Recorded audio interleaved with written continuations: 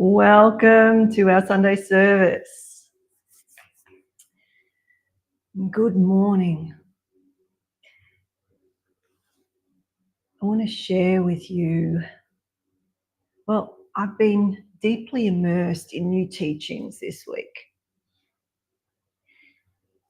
And when I opened Kyosei's new book, I landed on a page about collective awakening. Do any of you do that? You place the intention, you open the book. And so I did that with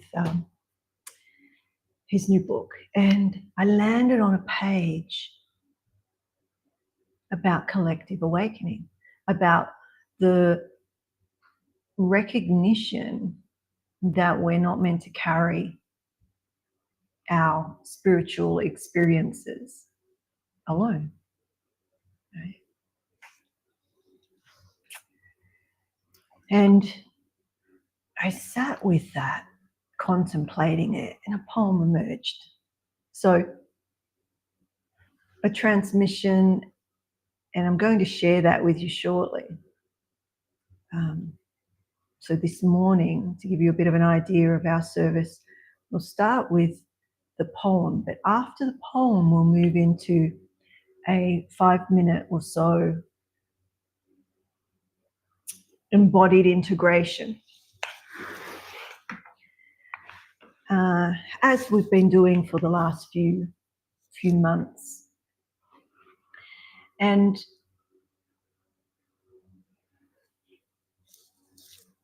that integration will assist us to drop in the teachings, drop them in from our hearts or our heads into our hearts. And then Kyosei and I will join each other here for an armchair conversation.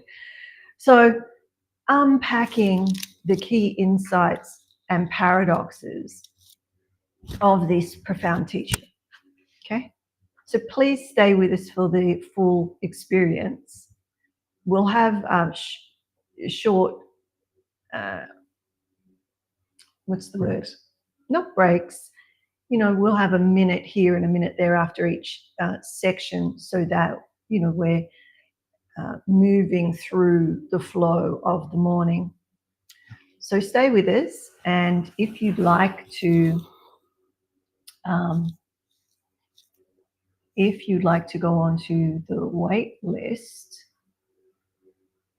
oops, there we go. You have a few moments to scan this code, it goes to a wait list, and it's the wait list for the book launch that has a lot of the teachings in it in a way that is showing you somebody's direct experience of the teachings of unconditional love. So the wait list, the QR codes there that you see, are the wait list for the celebration, the book launch celebration, where you can receive free gifts and offerings, and also have your copy of the book if you would like that. We've also got a book club coming up where we will go into the teachings over 8 weeks. That's free. It comes with popping onto the wait list. So jump in there, and we are going to begin. So to start with, you have me, moi, Cynthia, and I'm going to just ask you to listen deeply. Listen deeply. So grab that QR code in the next few seconds. Run, run, run. I'll put it up again at the end. And as I say, may we listen deeply, may we receive fully, and may we remember together. Okay. So let's transition into what's called the unbearable weight of remembering. So let me just get rid of these QR codes. Okay, and we'll change that one. You could also donate at the top there if you would like to support the work we do here. Okay. Have a breath, because we're going places, and just notice in your body as we're going through this. If you do get a little triggered, I feel like this is really too close right now. Let me see. How close do I want to be? Is that frozen? Mm-hmm. Okay. How close do we want to be?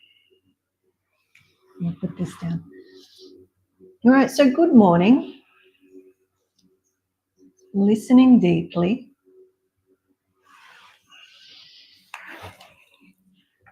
And let's start. I just need to connect back into this teaching. Oh, here we go. So it's called the unbearable weight of remembering. The unbearable weight of remembering. Okay. Are we ready?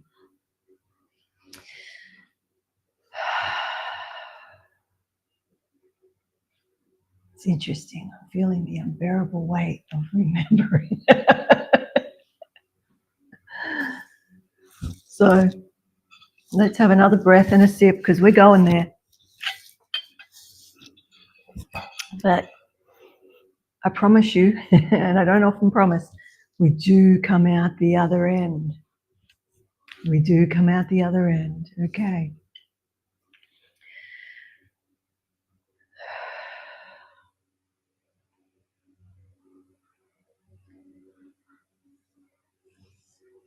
There is a violence. So the unbearable weight of remembering.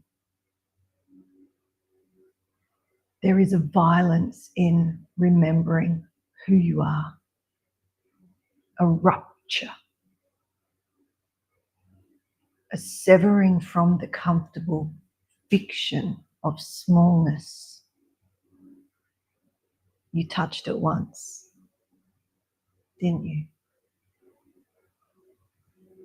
That annihilating tenderness. That love so vast, it devoured every concept you constructed to protect yourself from your magnitude. Oh. And when you returned, when you returned, collapsed back into the architecture of separation, the geometry of flesh and bone. You were ruined. Exquisitely, irreversibly ruined for the ordinary madness we've all agreed on to call sanity.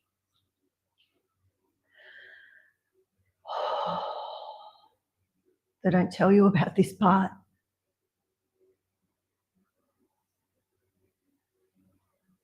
They don't tell you about this part. The way you stand, or we can stand in supermarkets, the fluorescent lights humming their monotonous prayer, right? And you see it. You see the luminescence beneath their skin. The Godhead hiding in the checkout clerk's eyes. The infinite disguise as the mundane.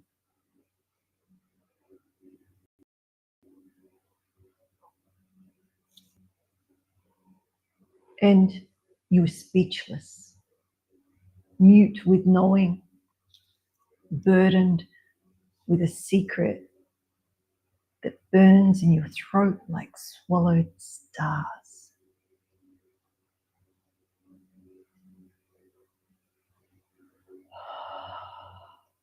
This is the loneliness of having died while everyone around you believes you are still alive. The isolation of being too much and never enough. Simultaneously. Because here is the paradox.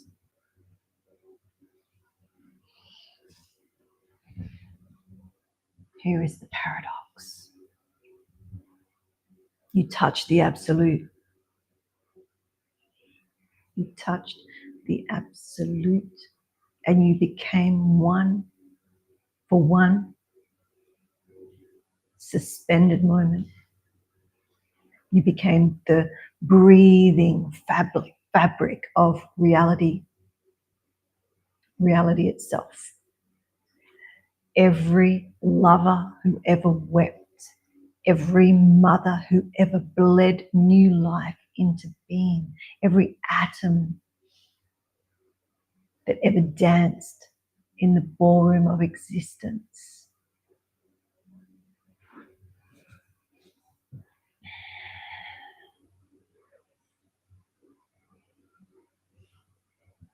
You were the totality, the all, the isness behind every is.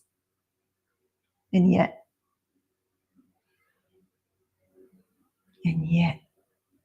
you return to this particular aggregation of cells, this specific constellation of wounds.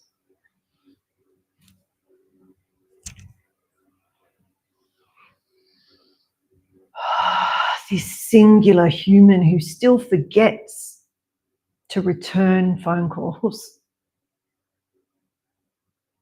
who still carries the scar tissue of every abandonment, who still wakes at 3 a.m. wondering if any of it is even real.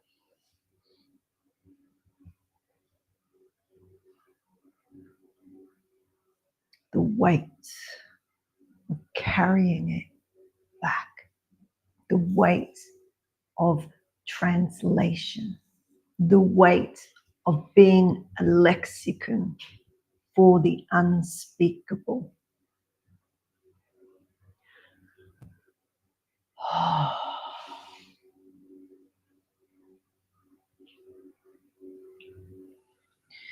You thought you were the chosen one. You thought you were chosen for this.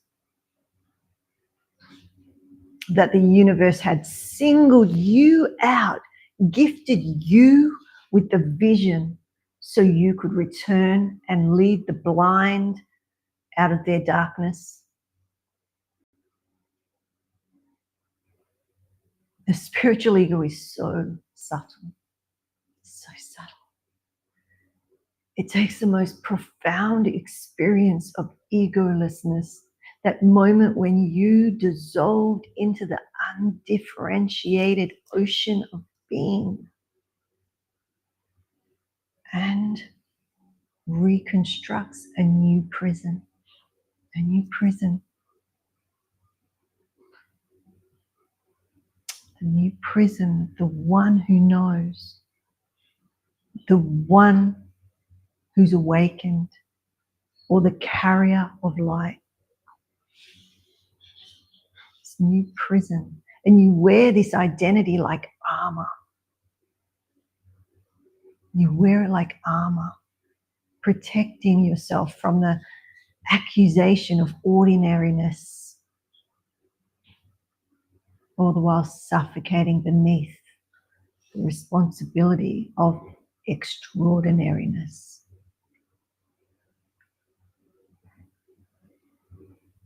But here is where the real initiation begins.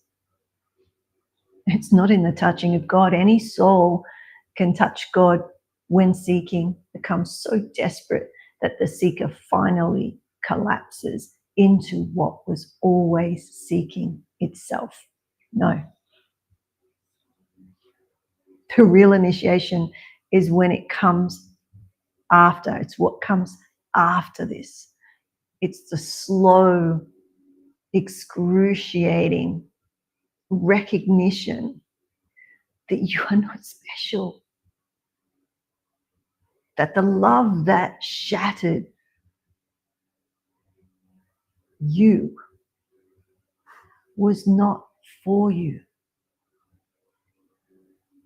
It was through you.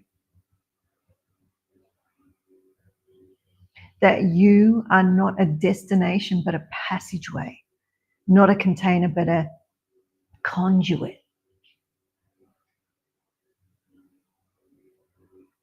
Not the light, but the quality of transparency that allows light to recognize itself.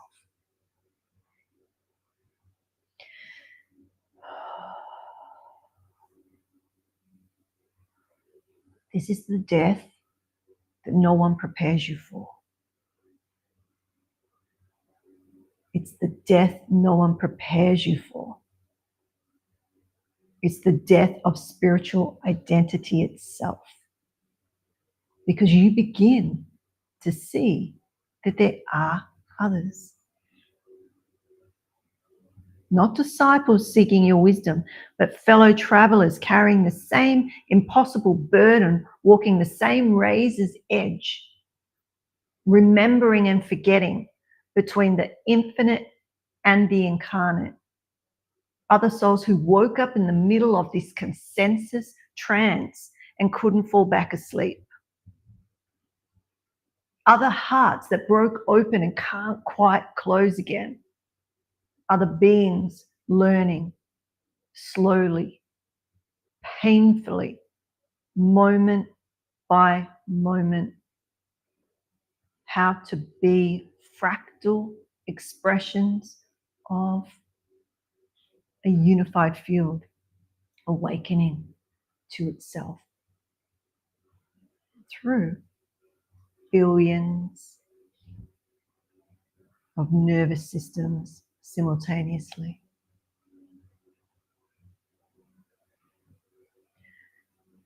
This is not your individual enlightenment. It's not your personal achievement.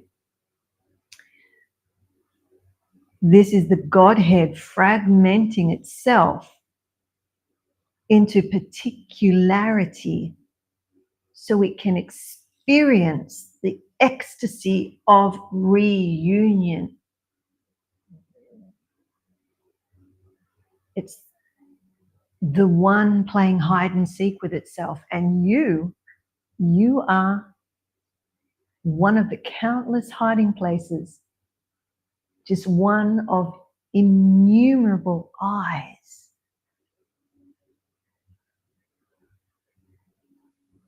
through which the divine is learning to see itself once more.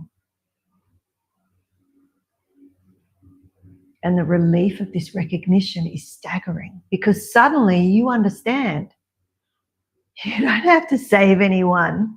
You can't. You can't. Because there is no anyone to save.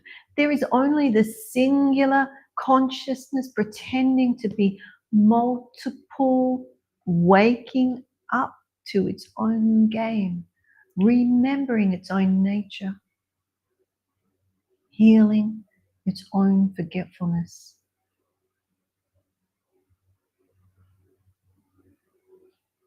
But your transparency matters.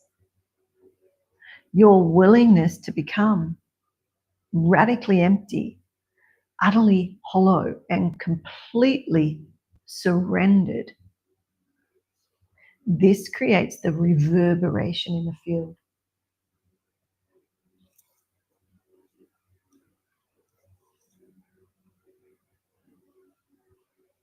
Because you're not separate nodes of isolated consciousness.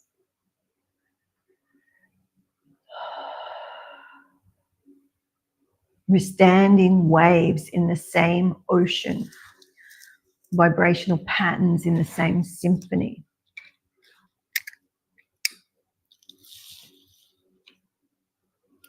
Localized densities in the same quantum field.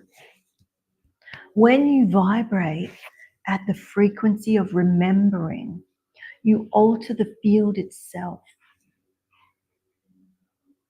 You alter the field itself. You change the probability that another soul will remember. Not because you do anything, not because you teach anything.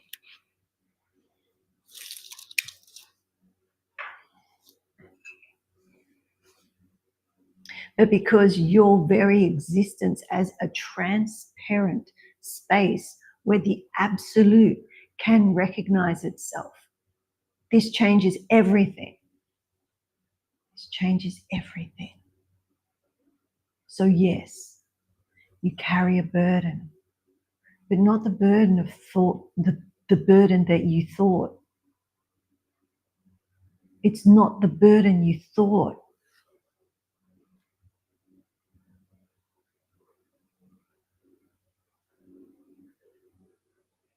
It's not the burden of knowing what others don't know, or the burden of elevation or separation, or even the burden of spiritual superiority, right? No. You carry the burden of relentless ordinariness, the burden of showing up again and again and again to the banal sacredness of your human life. The burden of paying bills while remembering you're infinite. The burden of feeling rage and joyously, or, your fear, your inadequacy, while simultaneously holding the recognition that they're just weather. They're weather patterns moving through the sky of your true nature.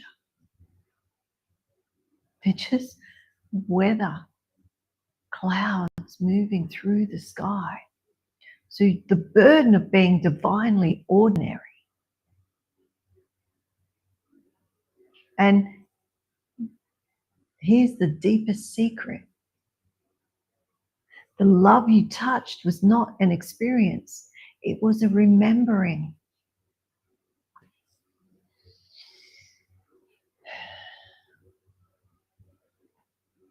The love you touched wasn't an experience, it was a remembering. You didn't find something you didn't have before. You recognized something you had already always been.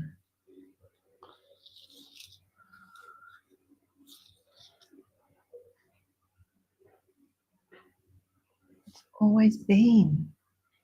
And that love, that annihilating, all-consuming, unconditional love, it doesn't belong to you. It doesn't belong to anyone. It is everyone. It is everyone.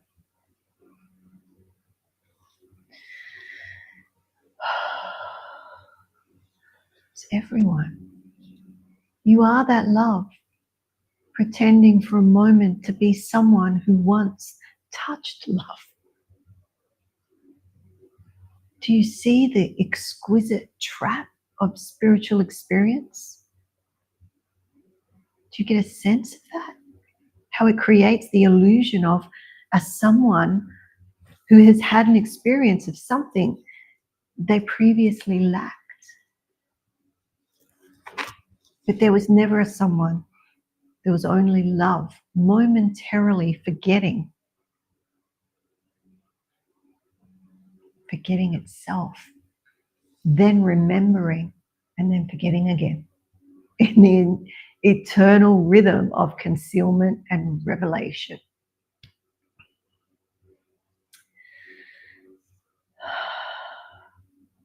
And the you who feels burdened, the you who feels lonely, the you who feels misunderstood or unworthy, not belonging, that you is part of the game, part of the necessary forgetting that makes remembering so devastatingly beautiful. So what is being asked is not heroism or martyrdom or spiritual perfection. What's being asked is surrender so complete that there is no longer a you to surrender. There's no longer a you to surrender.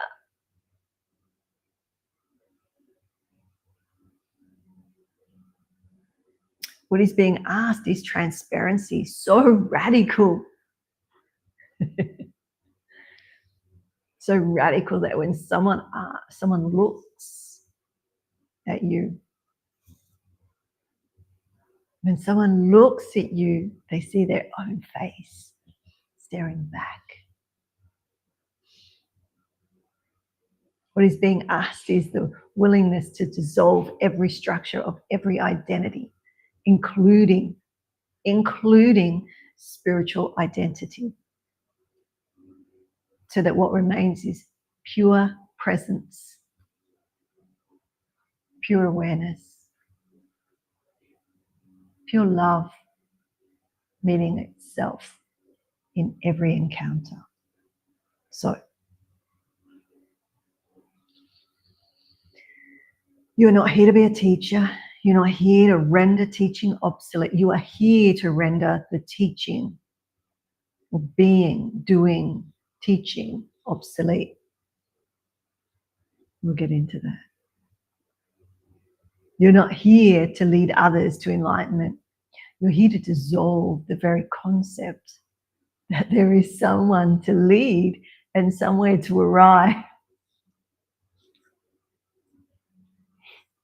You're here to be so ordinary, so human, so transparently imperfect that everyone who meets you remembers. Everyone who meets you remembers.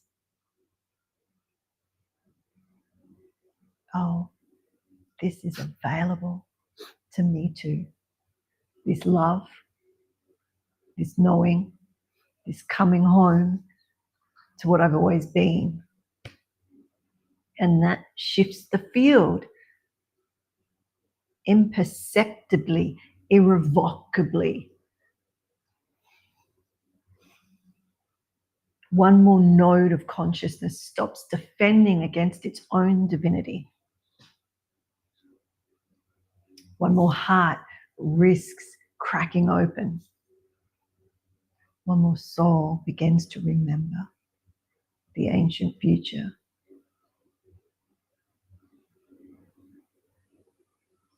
When we all walked around fully awake to what we are. It's not your awakening. It's not your awakening. This is awakening itself.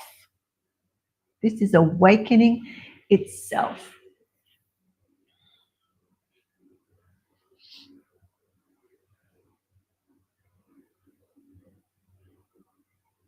And it's using your particular nervous system, your specific history, your history of wounds, your history of wonders, as an instrument through which to play itself. It's using your nervous system as an instrument through which to play itself. So let yourself be lonely. Let yourself feel burdened. Let yourself ache with the impossibility of being infinite love in a finite form.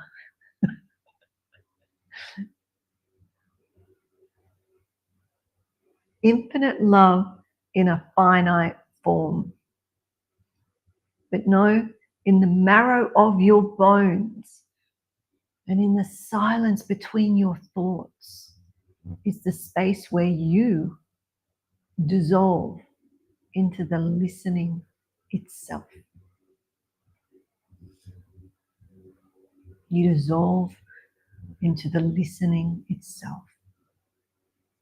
So know this, you're not carrying this alone. You can't. You can't.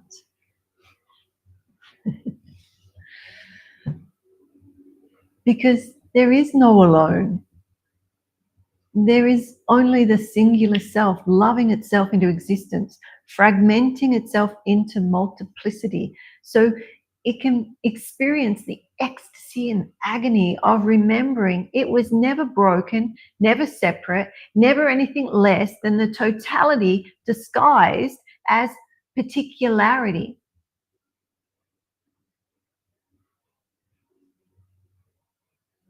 You are that. Not you the person, but you the presence. You the awareness in which all experience arises. All experience arises through your presence. You as presence. You the love that has no opposite. You the consciousness that was here before the first thought ever arose and will be here after the last thought dissolves. And we, all of us carrying this transmission, all of us vibrating at this frequency, all of us transparent enough to let the light pass through. We're not separate lighthouses on distinct shores. We are the ocean itself, waving. So welcome home. You're not lost. You never were. You're the beloved remembering itself, one heartbeat at a time. So blessed be the burden. Blessed be the loneliness. And blessed be the remembering and the forgetting both. For they are all movements of love, loving itself.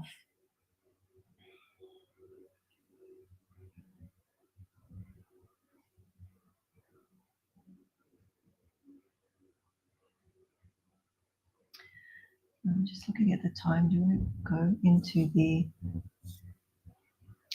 5 or 10 minutes of integration? Mm-hmm. Okay.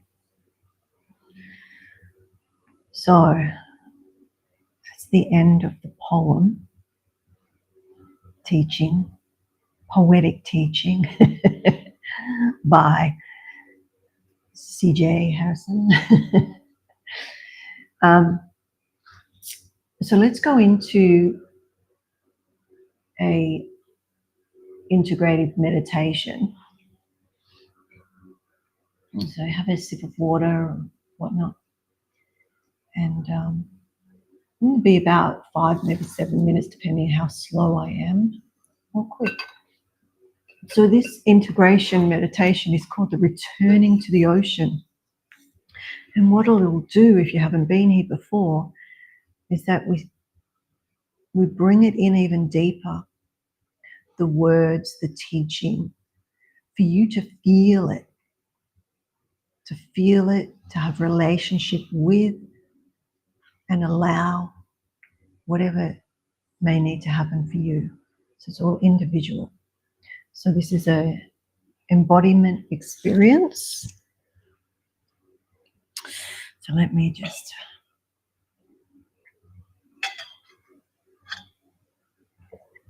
prepare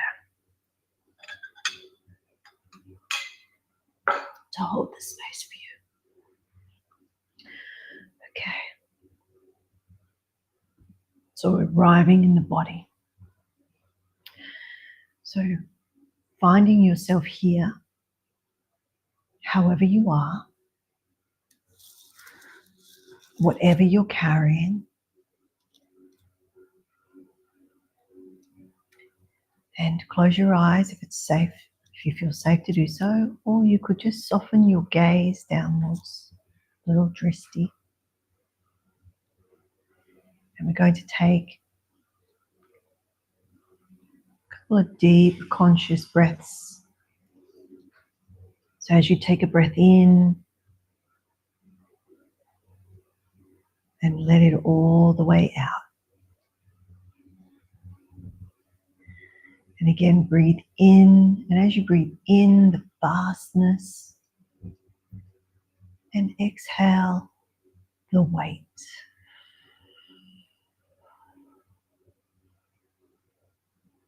And one more time, breathing in.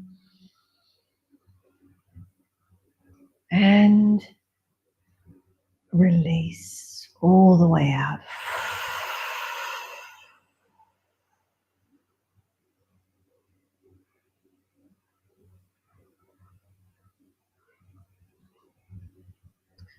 Feel your body. Feel the temperature of your skin. Notice the rhythm of your breath. The beating of your heart. You are here. You are here in form. You're here in time. In this particular experience. This particular expression of existence.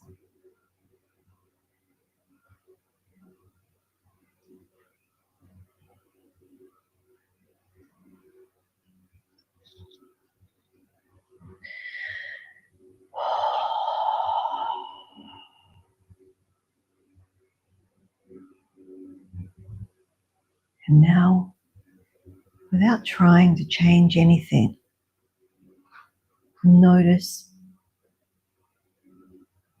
is there a feeling of burden in your body? Just notice. This is about acknowledging the burden. A weight in your chest or shoulders. Maybe a heaviness in your belly.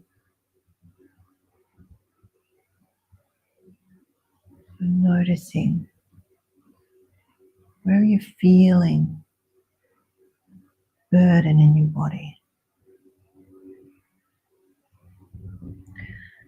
Perhaps there's a loneliness or a sense of carrying something that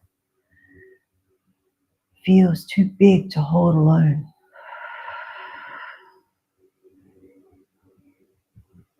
Or maybe there's unworthiness.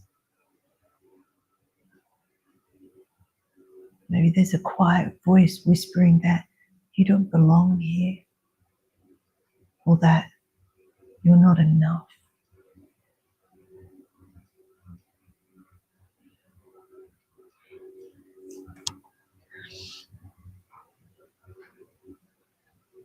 That you've somehow failed at being who you've meant to be.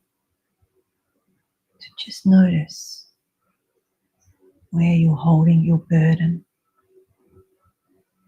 whatever it is. Whatever it is here, just let it be. Let it be. Right now, just let it be. You don't have to fix it. You don't have to transcend it. And you don't have to make it more spiritual. Just let it be.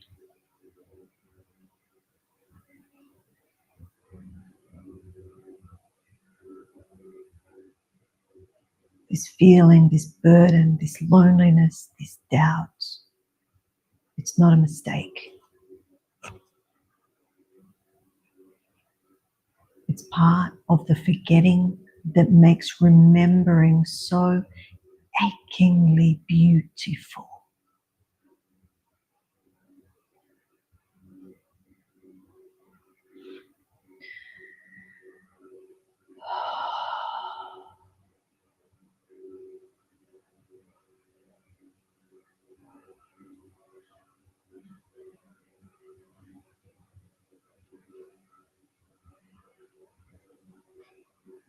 Breathe with it. Let it have space.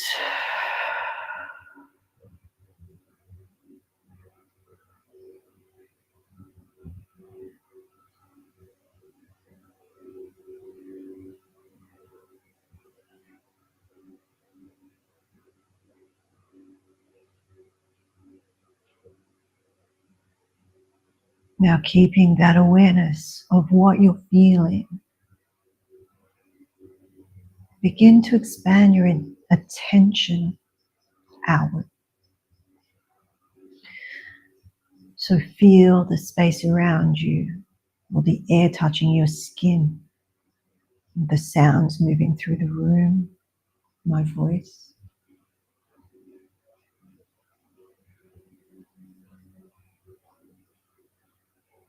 Just noticing. And sensing into the others here with you. And sensing into the millions of souls across the planet who are also breathing, who are also carrying, who are also feeling the impossible tension of being infinite consciousness in a finite form.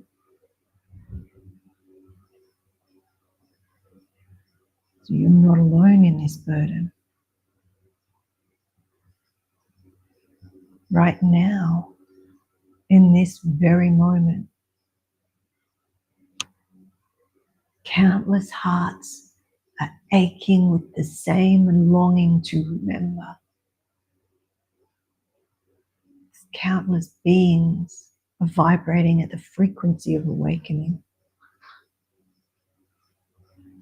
And countless expressions of the divine are learning how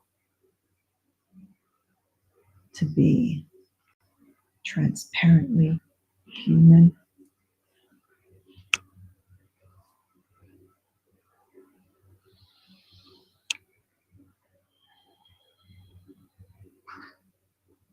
Feel that sensation. Not as an idea, but as a living reality. We are threads in the same fabric. Threads in the same fabric. Waves in the same ocean. Notes in the same symphony. And as you breathe, imagine or simply allow your individual light beginning to merge with the collective light. Your personal burden dissolving into the shared work of awakening.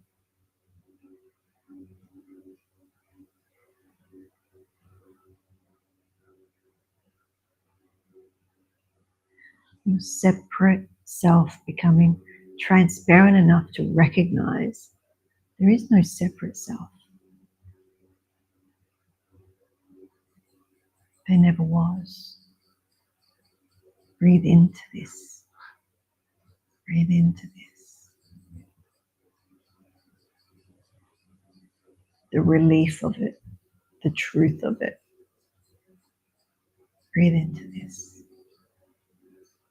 You're not carrying this alone, because there is no alone. Breathe into this. There is only the one consciousness waking up through all of us, as all of us together.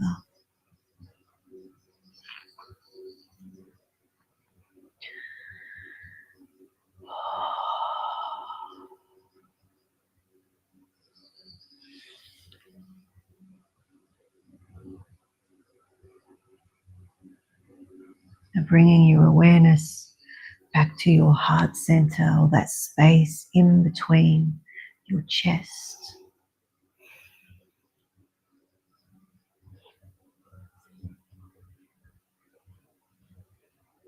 And with your next inhale, breathe in this recognition that I am not the burden. I am not the burden. I am the space in which the burden appears. I am the space in which the burden appears. Inhale. I am not the loneliness. I am the awareness witnessing loneliness.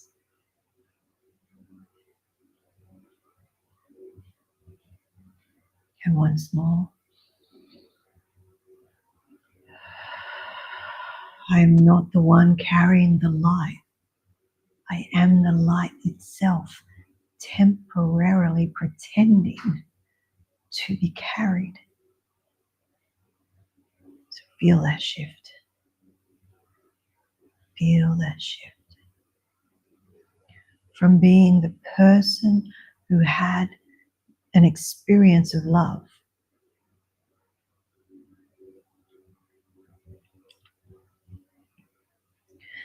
to being the love that briefly forgot itself and then remembered.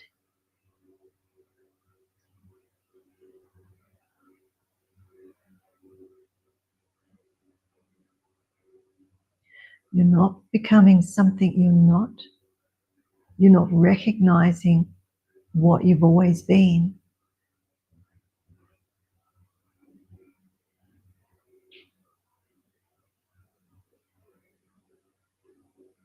You're recognizing what you've always been. And that recognition, your recognition, happening right now in this moment, it sends ripples through the field. It changes the probability that another soul will remember.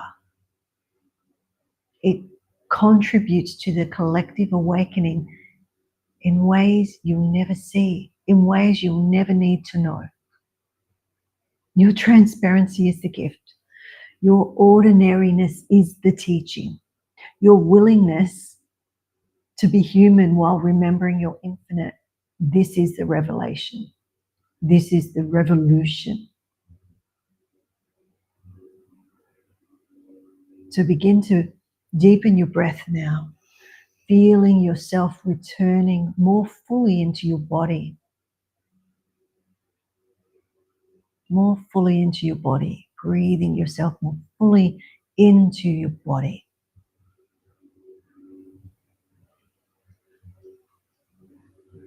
But notice you're not the same as when you began. Something has shifted. Something remembering, or some sort of remembering has occurred. Some transparency has increased. When you're ready, I want you to just continue to breathe until your eyes are opened, at your own pace. And as you return to the room, to this moment, to this ordinary sacred life, know this: you're not lost. You never were.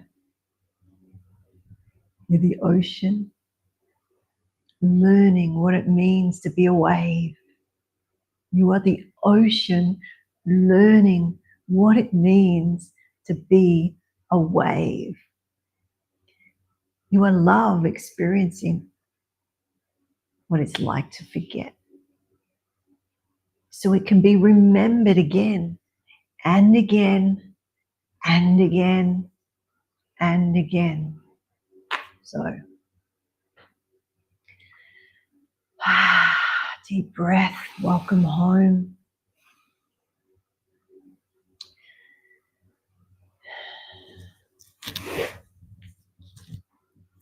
And just take a moment while we transition.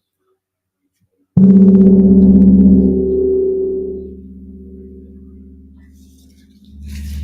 have our magic. Oh.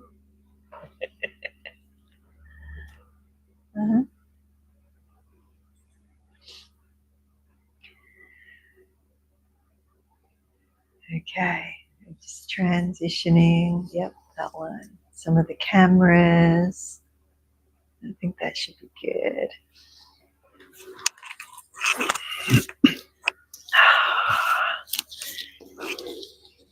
So I think I need to introduce Kyosei.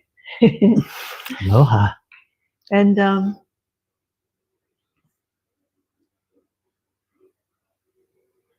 guess I'll leave it to you to say something. Or do you want to just go straight in? Yeah, let's go straight into talking about the poem and what it was kind of talking about, and my experience of that. And okay. A lot of it's going to be stories maybe from the book here, but because they're my life experience of what. Okay. So and how I experienced that. A bunch of questions. We'll see how we go through it. Let me just scan. So I pulled out some questions, whether we get through them all, because, my 10-minute poem, I think, went half an hour. It's okay. So we'll just go as long as we need, and if you need to leave. I do want to... oh, no, that's fine. Okay. So the poem was about collective awakening, which came from a chapter in the book, chapter 5, actually. And so, basically the whole book is about that. But we're not necessarily here about the book as such, although, like I said, if you want to go on the wait list, the teachings, this is your experience of the teachings. Yeah. And how we can learn through one person's experience of the spiritual ego and the fear of unconditional love. So the recognition of collective awakening. So the turning point, right? The turning point. There's a moment of profound recognition. Okay. That you were not meant to carry the information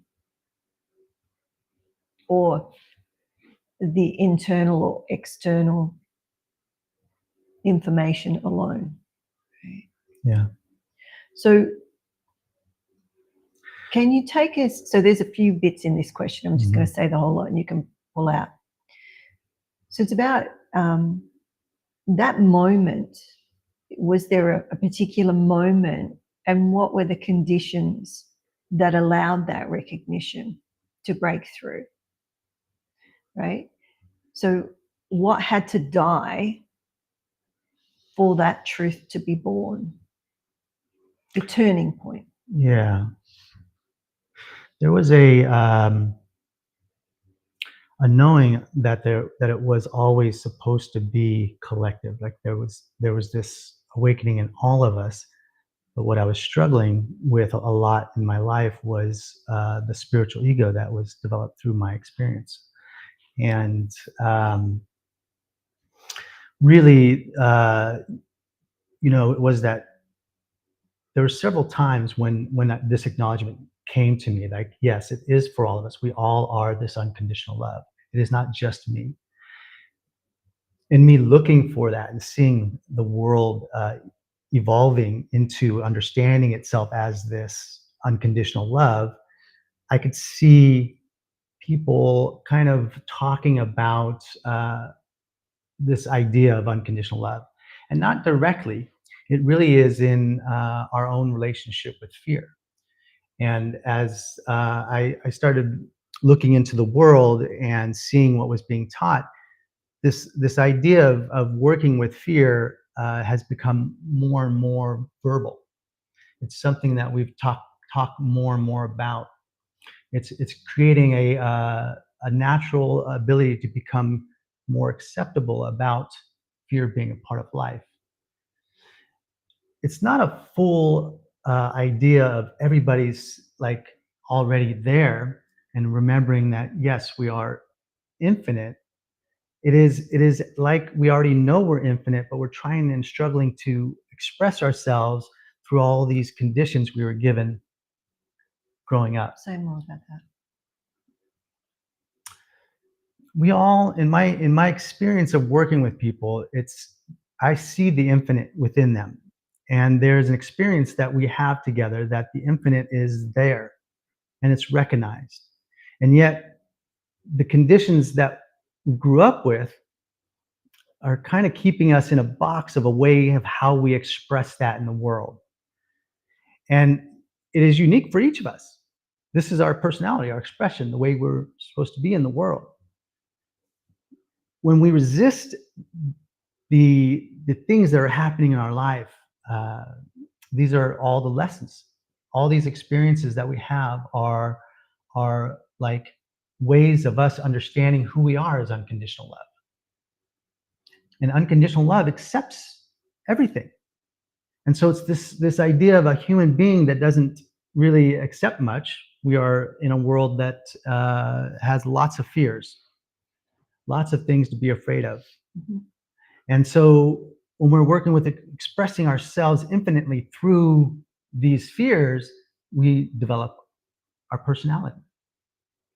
And this personality and who we are comes from these two parts of ourselves, this survival ego and this spiritual ego.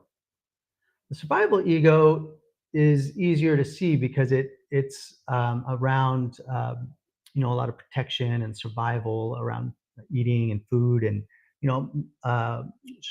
shelter, all the things in our relationship with even the planet itself, right?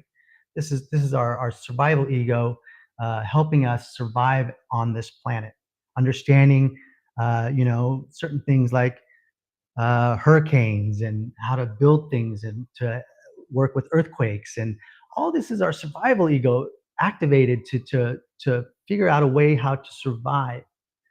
And because we've become really good at this, the spiritual ego has evolved within our species, and we have a lot more people studying spirituality, and it is an infinite amount of possibilities and ways that we can connect and be with unconditional love. Mm. In fact, all of us at this moment are in relationship with unconditional love. If we look at unconditional love as life itself, right? Life itself doesn't judge itself, doesn't blame itself, doesn't question It's itself. not personal. It's just life. Mm-hmm. It's unconditional. And every single one of us are in relationship with our life. And the remembering is remembering that this relationship with life is this relationship with ourself as unconditional love. Mm. This is a relationship with our own soul. And as a human being, we have to play with this idea of consciousness and unconsciousness. Because being conscious is being open to the infinite possibilities of everything. And we can't connect and touch and be this. But when we want to engage in a relationship with someone, we want to engage in a relationship with someone in front of us, we have to let go of the idea of this connection and accept this one as the same. It's the same connection that I'm having with unconditional love by myself.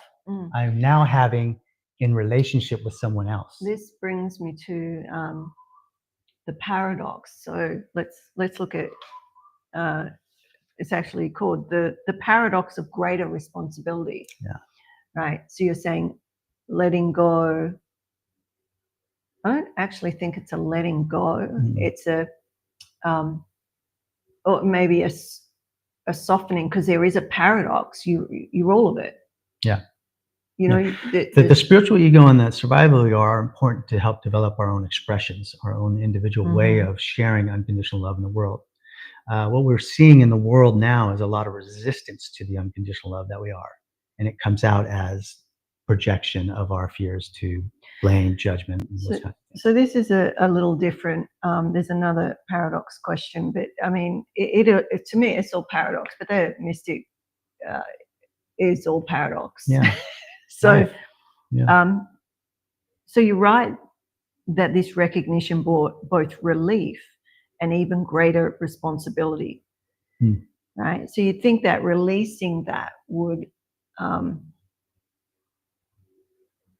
releasing the messianic sort of burden, that would lighten the load, right? So can you unpack that paradox a little? Because what's the difference between the responsibility of the individual savior and the responsibility of the transparent servant in collective awakening, so to speak? The teacher is more of a way to, it's like the spiritual ego being able to express itself in all its wisdom, right? And there's a certain level of gratification in sharing it. The burden increases when you realize that remembering isn't necessarily going to happen from any teaching. It can, and yet remembering can happen at any time, in any place, to anyone. It's not always a spiritual seeker.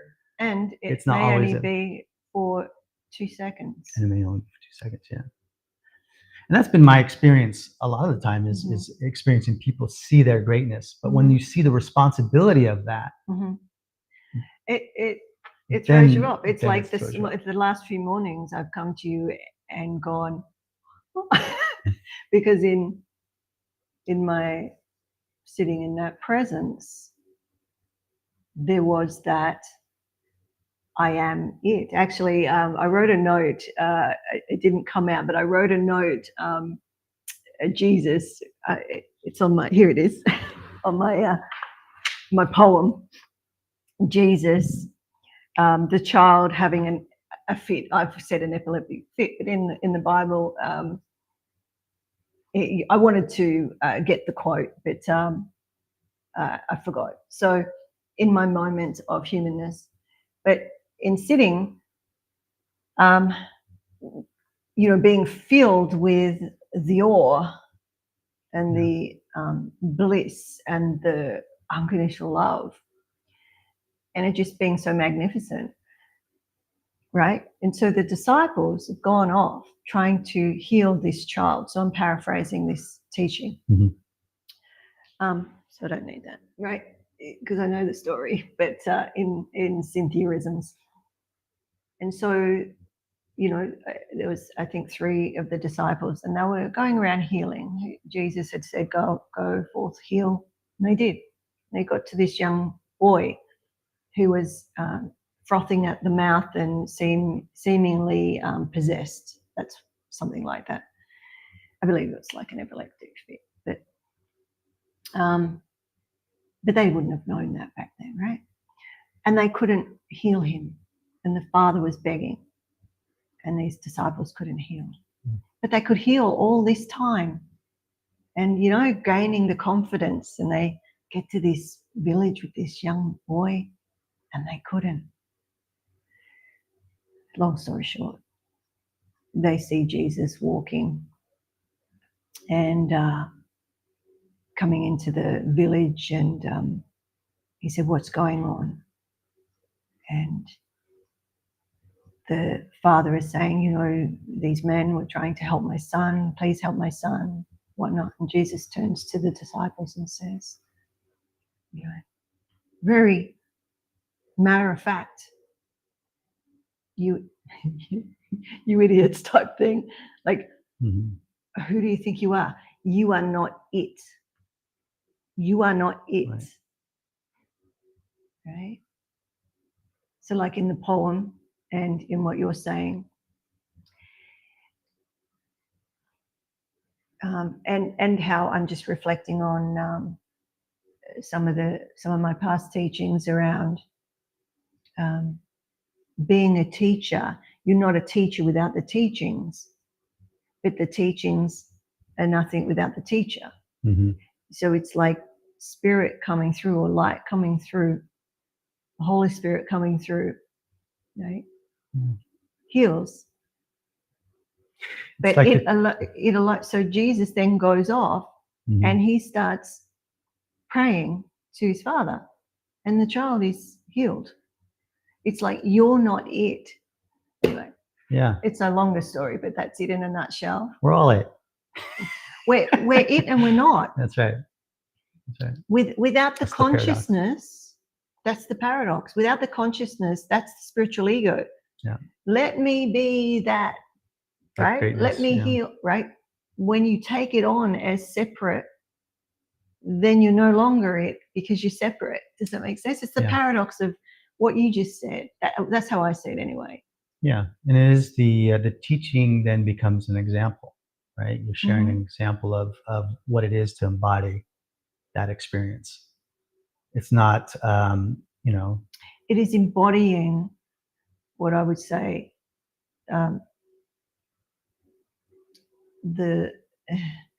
it's embodying, I'm going to say light, but it's what magnitude or what volume or what, I don't know the word for that, because there's different types of light. Right? So primordial light, how does that come through? So unconditional love. Right? Primordial light, unconditional love coming into the world. You aren't that primordial light, yet it's refracted, it's in you. We all are. I'm asking together, what's your interpretation, or what's your experience? Because it's that paradox again. You're it and you're not it. But you can't be it without it. I see me it with everything else. It's not just this human body by itself. This human body by itself is a piece of it. It's not all of it, yet, you know, there are aspects of unconditional love that could be reflected as all of it, because it's the same. That's the paradox. That's the paradox. I'm laughing because that's my method, the it method. There's IITT. But that's why it's called that. It. that is the paradox, and I think that is the difficulty, because you think you've awakened. The spiritual ego is like, we can look at the the survival ego. We're running unconsciously unconscious. Mm-hmm. It's all conditioned behavior. The spiritual ego, we can become unconsciously conscious, which means that we accept so much fear in a certain area of life that we can create what might be considered a flow state or something like that. And this could be, any skill. It could be anything that we do that is where we take time to accept all the fears around it, so that when we're doing it, we're actually able to rest at ease and in a state of acceptance in the experience. Mm-hmm. And that's the spiritual ego. It's unconsciously conscious. When we become the unconditional ego, and we embrace both of these areas of our life as a part of who we are as human, we become consciously unconscious. Meaning that as a human being, there's moments where I will become unconscious. And if I accept that, I can choose how to become unconscious. I would say this. I would say the humans are unconscious, and it's becoming conscious that humanity is unconscious. Which is the spirit, which is the unconditional ego. And when we think we're conscious, we're actually unconscious. We're actually unconscious, yeah. Exactly. So, I mean, the word consciousness, there's humility and dignity in that, right? Yeah. Because the unconsciousness comes from our greatness. Mm-hmm. And our consciousness, we can play with that consciousness within the unconsciousness, within our behavior. Yeah. So going back to the poem, I guess, where I'm sort of, and let me know how you found that, because some of it can be confronting, but that's what it's about. It's like saying,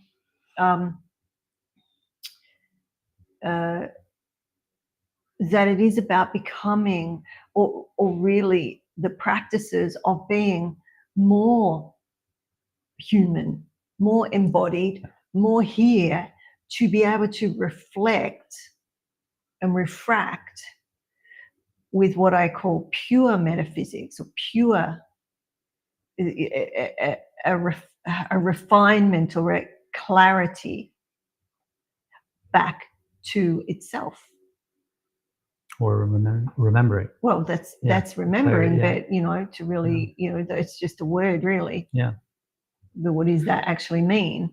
It's that the word remembering, though, is, I like that, because it is. It's not like when we see it, it's not like we thought we never knew it. It's always been a part of our experience. Mm-hmm. So it's not like, it's something that I haven't been doing. It's something that it's not like being taught something and going, I know that now. No. Yeah. And I would, it's not like that. That's why teaching is almost futile, because it's not from that. It's from the presence of being what you're teaching. So this is how, through the teaching, this is how I experience that, or how I've spoken about that. It's like we are the sparks thrown forward. So the spark of light within us that isn't from the sun.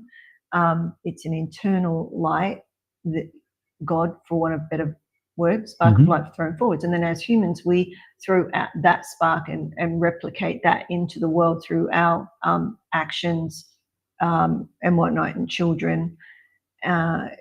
Yet there's another way which links to the remembering, because, going back through different teachings, depends what you believe or what you've experienced directly. But for me, it's that the shattering of the light as it's come into the world, and gathering the sparks back to pieces of the puzzle.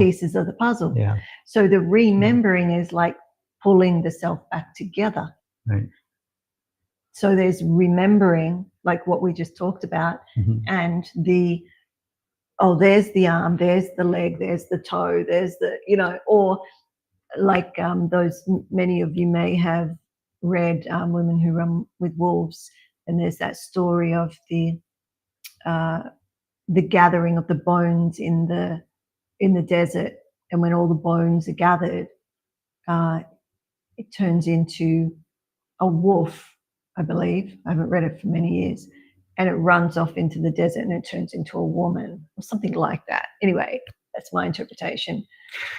Here's the power of recognition is what can help us remember. Mm-hmm. And it is recognizing in other people their divinity. We cannot recognize divinity in another person unless we accept it in ourselves. Yeah. And so the practice of recognizing divinity in another person is not only supporting that other person in becoming and remembering who they are, it is helping ourselves remember who we are. And just in the recognition over and over and over, the remembering starts to happen. Mm. So the power in recognition, and that's the power of community, right? Mm-hmm. The power that we recognize each other as Mm-hmm. divine. Mm-hmm. And defining that divine in a way that's unconditional. Because if it's not defined unconditional, it is a conditioned love. Mm-hmm. So that divine part of us, if it has a container that can start to grow and allow the unconditional love to kind of remember itself through the recognition, a community that recognizes this as a part of who they are. Mm-hmm. And through that recognition is how we heal. Mm. Because we could point at all the fears over and over and over. Yeah, yeah. But healing comes from recognizing each other through those fears. Mm. So this touches into what you said a few minutes ago. But I see the cell within the atom. Right, we're all cells in the original being. Adam. So Yeah, the Adam. Yeah. But also it could be the atom. But anyway, the Adam mm-hmm. is this being with no boundary, really. It's not contained yet. So here's the paradox again. Yet we are, and everything is that exists is, within that. So Yeah. So there is it's like it's recognizing that is what I'm saying, that this world is the petri dish that holds all the cells. Right. But we think we are separate. We are a separate cell. Yeah. But it's like the 6 trillion or 7 trillion cells within your body. I bet each one of them thinks it's separate. That's right. Right? Yeah. And it's macro, micro, macro, that each of us think we're separate. But we're just little cells bumping each other around. It can be hard to think of ourselves as all one when someone's doing something that we don't accept. Yeah, but what's your big toe doing? This is this is why it's so, bringing it back to the body, continually as integration and whatnot, bring it back to the body. How do you feel it? Where do you feel it? What's the sensation? Mm-hmm. What's happening? Because you don't know, probably majority of the time, what your big toe's doing. Right. Or what your left ear's doing. Right. That's the part of being unconscious. Right? Exactly. Yeah. And there are reasons for that, and it's beautiful, and it's intelligent. Mm-hmm. Yeah. And what's it doing? Yeah. Do you see? So it is a paradox. It's a brain explosion most of the time, to see, two opposite things together in the brain. Our human brain has difficulty with it. So even though it's simple words and we're expressing something very simple, mm-hmm.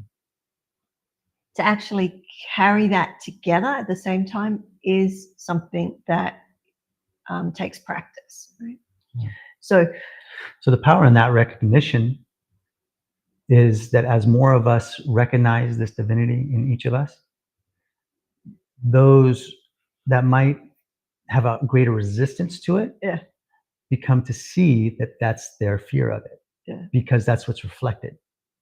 So it's if we share a remembrance, it's like taking responsibility of our lives, right? mm-hmm. So I'm remembering you as greatness and asking you to take responsibility for your life. You see me in my greatness and Yeah. asking me to take responsibility for my life, Uh-huh. my love and my fear, Mm-hmm. right? Someone who carries a lot of fear, these are, a lot of times people in power carry a lot of fear, Mm-hmm. a lot of projection, a lot of weight of a lot of people, A lot of burden. a lot of burden. And this can influence behavior. Mm-hmm. No, it does. It does. Yeah, it does. So by recognizing their greatness Mm-hmm. rather than their defaults, Mm-hmm. we are expecting them to do their greatness, not their projected fear. Do you understand? So it's like if I see you and I accept you as great, your greatness, it's almost like there's a part of you that has to recognize that too, because I see it in you. If you're with me, it's not like, it's like it allows you to be who you are. There's no resistance to it in the moment. As soon as there's a recognition of the responsibility, all the ego comes in and starts to protect. Oh, I can't do it. I can't do it. It's too much. It's too much. My nervous system, blah, blah, blah, blah. We have all the stories about it being too much, overwhelming, whatever life is throwing at us. It may be a lot of information.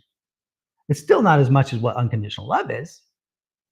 And what I'm saying is, as we practice that relationship with unconditional love, all these other little fears in our life become simple. It's not that we don't feel them. It's not that we don't feel our fears. It's that we listen to them as information and gain wisdom from them through accepting them as a part of our experience. Yeah. As information. Great. Segue to this next question. So we'll do this and one more and then maybe wrap up because We're over. Well, we're over. But, yeah, it's good stuff. With both of us. Yeah. So you write about learning to be transparent, a transparent example for truth rather than a personal embodiment of it. So it's subtle and profound, but what's it actually look like in practice? For instance, how do you share infinite love without the spiritual ego or the patterns that would separate you from those you're meant to serve? So, or what's your daily practices or movements, moment to moment? How do you want that question again? There's a few bits to it, but basically, what are the daily practices or moment to moment awarenesses that keep you transparent? So there's this profound. And what's it look like? This is it's actually a very simple. You just touched on it for everybody, but what is it for you? It is so when we accept love and fear as a part of life, we're accepting all of who we are. And this love and fear, this contraction release, it happens all the time, moment to moment. We are contracting and releasing, and this contraction and releasing is how we have relationship. Without it, there would be nothing. There would be no difference, nothing to learn. This contraction and release is a natural part of how we interact with unconditional love on a moment-to-moment experience. Yeah. And so to become conscious of that, we are bring it to you. So as I become conscious of the contraction and release in every moment, I am having an intimate relationship with that unconditional love. And the contraction and release is happening in multiple places So and that's multiple your- times in my body. That's your practice. I'm either breathing, I'm aware of a contraction, release, and breathing. My heart rate is going. I'm using muscles that contract and release all day long. I'm moving all day long. So as I become aware of this contraction and release, I am actually enhancing my ability to process the fear that's stuck in the body. Because the body's already naturally doing these contraction and release all day long, but we're fighting the processing or accepting of our fear. And so the body is naturally doing this, contracting and releasing, and we're resisting it unconsciously. So as we become conscious of contracting and releasing in every moment, we soften our thinking, because our thinking is about processing. And so what's more effective in our ability to process is actually a physical way of processing. We can process physically way more than we can in a thought process. Thought process is linear. So as we think physically, information can travel through a quantum processing. There's the possibility of what I talk about as quantum processing, like a quantum computer. The body turns into its own quantum computer because we're adding in that element of something that is both love and fear. We're adding in the element and the consciousness of unconditional love to our nervous system, which allows for quantum processing. It has the positive, the negative, and that quantum element that does both. And that's how we are able to process the mounds of information that is who we are. And then in our daily moment-to-moment experience, we go into the love and fear, contraction, release, because that's how we interact individually. Yeah. And have relationship individually. So the question was for you. Mm-hmm. So just bringing it back. Yeah. So it is going right to that idea of the contraction and release in every moment. Yeah. And I guess all your teachings want to go into that in deeper and also in the book. But so let's add on to that around. So I guess that question, you answered it beautifully on one level, but there's a bunch in there. It is this to be transparent, and to be a transparent example for truth rather than a personal embodiment of it. So let's just put that there and add this bit in. And where do you catch yourself slipping back into spiritual identity? So it's sort of like, how do you be one or the other or both at the same time? And how do you see what I mean? It's like that paradox again, I guess. Well, as an unconditional ego, we accept both our spiritual ego and. But how do you? What do you? As I do that, as I embrace both of them, those expressions of ourselves sometimes blend. Sometimes they're totally separate. Yet, when we become conscious of them, right, we become consciously unconscious, which means our behavior. There's a sense of unconsciousness that comes with that. Yeah.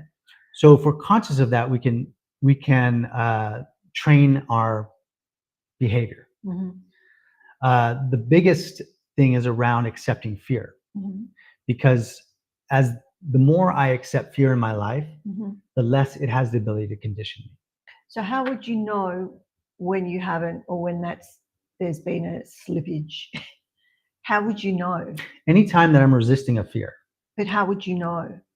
There's always stories. You see what I mean? Like, yeah, because unless the people around you are telling you. My example of that in any moment is sharing my love and fear. So if I'm in a relationship, even if I'm upset, I'm saying, I'm scared. You gotta leave me alone, or this is not working. We gotta spend some space. It's being conscious that the fear is happening, and that if there's no resolution in the situation, like, someone pulls a knife on me or something, right? I'm gonna feel it. I could freeze, or I could accept the fear, and maybe the best situation is just to run. Or if I'm really skilled, it would be, maybe disarming him or. So what do you containing him. mean by, so if someone pulls a knife, you accept the fear? So there's a then threat run. of my life. Yeah, so. There's a fear of dying. Uh-huh. If I can accept that. But if you accepted your fear of dying, wouldn't you just stand there and be killed? You could, right? You could. You know what it would I'm saying? be. It would be like. that's It would be like that's being other the end. savior. That's the other end of it. That's being the savior. Uh-huh. Right? You're putting yourself in that position, so that someone can project their fear on you in a way that makes you their savior. Anytime someone projects fear on somebody without acknowledging it, they're making them their savior. Right? Accept this fear for me. Right? Yep. That's making somebody else their Messiah. Cool. Right? Because the book is called "I Am Not Your Messiah," so that's perfect. Anyway, right. That good. Yeah, I like that answer. Good job. All right. And we feel all kinds of projections from all kinds of people all the time. So this is a good one. So I mean, there's lots of good ones here. I'm just choosing out of this a big list I created. So I'm going to read the whole thing out. So you end by saying in the chapter, this is around chapter 5, right? You end by saying your real purpose is not to be a spiritual teacher, but to help dissolve the very need for spiritual teachers by assisting others in recognizing their own direct access to unconditional love. That was their birthright. So this, you're essentially saying the goal is to make yourself obsolete. Correct. But you clearly are still teaching. Yeah. Still transmitting, still writing these words. So how do you hold this paradox? What does teaching look like when the goal is to eliminate the need for teaching or teachers? Yeah. I told you it was good. And so you've said this to me because I've asked you this numerous times as well, right? It is recognizing, it's a paradox. It is a paradox. The teaching is in the position of it, I guess, is different. Rather than saying that I'm teaching because I know something that you don't. So I'm going to heal you. Right. Yeah. Without the connection. Right. Do you see what I mean? Sort of the same. Yeah. You think you're it and you're not it. Yeah, you're healing the person. So in yoga we would say, without the teachings coming through, you've got nothing to teach, so you're not a teacher. The teachings are merely my expression of who I am. It's like my skill. It's my trade, the thing that I took time to learn. Interesting. Okay. When I teach, I'm not going to teach like I know something you don't. I'm teaching something that you already know. So I'm still sharing, but how I share is not sharing something you don't know. Because when you accept fear, you look back at your entire life going, oh yeah. In the way that it's been there all along. In the way that you know it, you may just not have remembered yet. Exactly. And so the teaching, as long as I share it in a way that says, you already know this, you know love and fear. You experience it every day, in every moment. But we're going to have a chat anyway. We're just going to chat. We're just going to talk. Because I say this to you. I've said this many times. There's communication. So when you accept fear enough, there technically isn't anything to talk about. Do you know what I mean? There's nothing to do. Like I've said then it becomes a choice. Yeah. When you want to interact, what relationship you want to be in. It's talking to you about you. There's nowhere to be. There's nothing to do. There's nowhere to go. Like I said, then you choose. Then you have the choice of whether you want to move or not move, whether you want to speak or not speak, whether you want to react or not react, like the knife or like the, if I'm speaking to you or whatnot. And so that can be challenging in relationships where one person is remembering, or you're remembering at different intervals. There's an interplay, or the people around you. So that's, you know what I'm that's saying? where like the power of recognition comes in. You know, it's like, even if you're not there, if you practice acknowledging somebody else who you feel is, it is acknowledging yourself as that too, right? It's that reflection. Yeah. Because that person, if they really are, they will reflect it back to you and say, you are great. If they don't, or the opposite. Yeah. Mm-hmm. Yeah. Yeah. Well, you want it to go back and forth. That's the flow of unconditional love. That's the way it's supposed to be. It's supposed to be flowing between us, not bound by one of us. It's flowing between us, all of us, within us, all around us. If we look like we're swimming in it, then we're actually getting closer to it. Okay, the last one. Or you can continue on that, and then we'll wrap up. Yeah, just it's all unconditional love. Yeah, we're having a bit of a Q&A party today, so so it's autobiographical. Okay, so you're writing this autobiographically, yet you're writing about the dissolution of personal identity and the recognition that I was never doing this alone. How do you reconcile writing a personal spiritual memoir when the teaching is that there is no personal alignment? Who is the I that is writing these words? Yes. So finale. It's both, really, right? It's that paradox. It's writing from that paradox. It's writing from the I that is both the unconditional love and the human. And I would say that the wisdom that came from any of my books, this is number 6, the wisdom that came from any of them came from accepting the fears of my life. And as you go through the journey of my books, you will see the fears and how I've accepted them. And a lot of them, you know, come up to understanding this here, because I struggled with this idea of my spiritual ego and the idea that I was helping people. You know, people were experiencing things, and yet it's not me doing that. It's me providing maybe a space that allows people to recognize themselves as this unconditional love, bringing this awareness to people for them to remember, yet it's them remembering. It's all of us remembering. And this remembering is happening. Like I said, we are talking about fear much more in our society now, much more in the world. We're becoming more comfortable with the idea of talking about fear. We're still trying to master it. We're trying to get over it. We're still doing all the processing. Push through it. Push through it. We're still doing all that. Jump over but we're talking about it more and more. And that's what it takes to become comfortable with something as a part of life. If we say that fear is not a part of life, we're disillusioned. We are lying to ourselves. That's why I keep using the word revolution. I don't know why. It's a revolution. Every poem it comes in revolution. Yes. Yeah.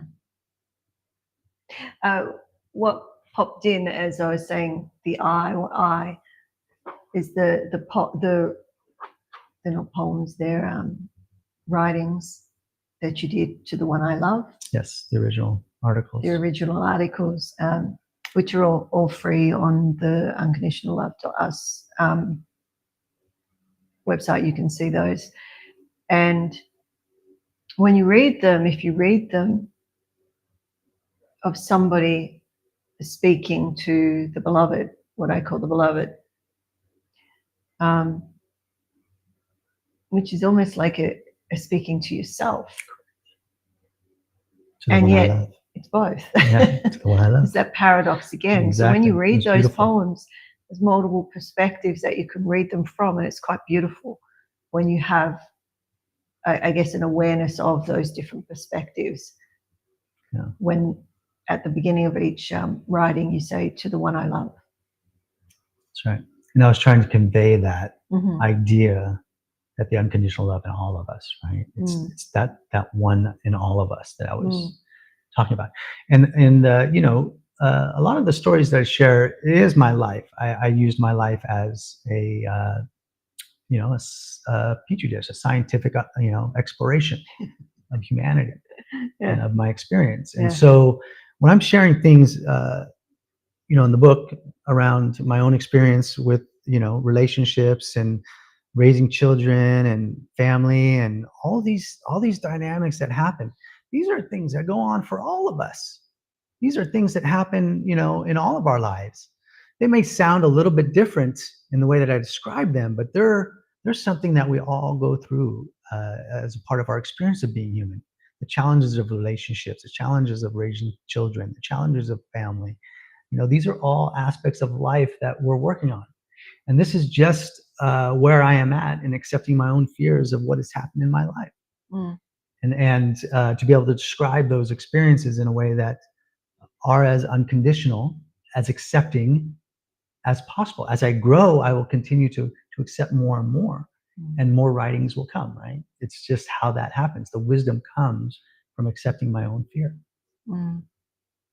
So pop the wait list up again, which is basically just put you on the email list for the book launch and to be first notified. But there's also the free book club. It's an 8-week book club that will be earlier in the year, so you'll have time to get your book and the gifts and whatnot that you have been preparing and other people have been preparing. So there it is there. I'm just giving a shout out because we haven't done a book club before like this. I'm a bit excited about it. Yeah.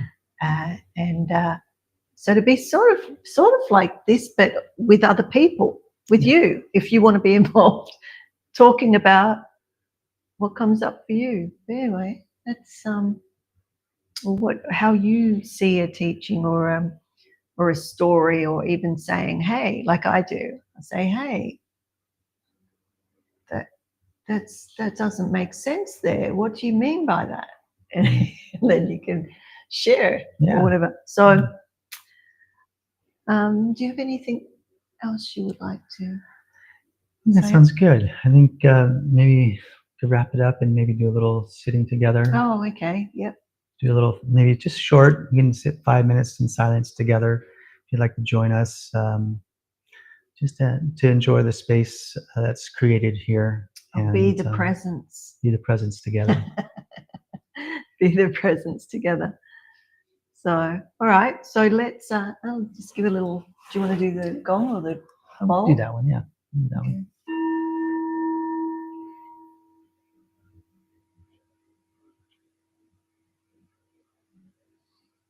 And we'll just sit to integrate all of that.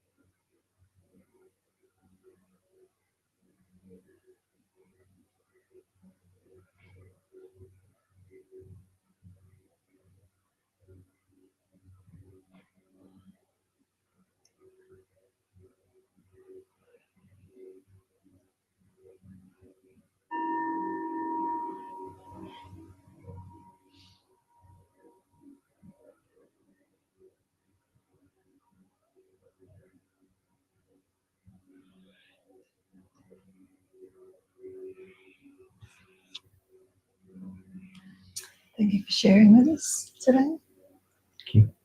And thank you all for being in presence, in unconditional love. Much love till we meet again. Aloha. May the blessings be.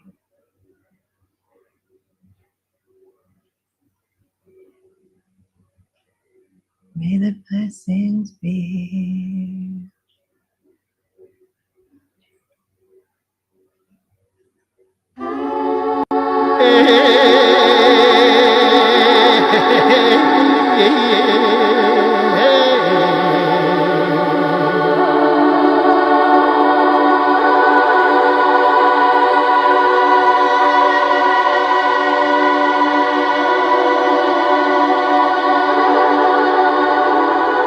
Hey.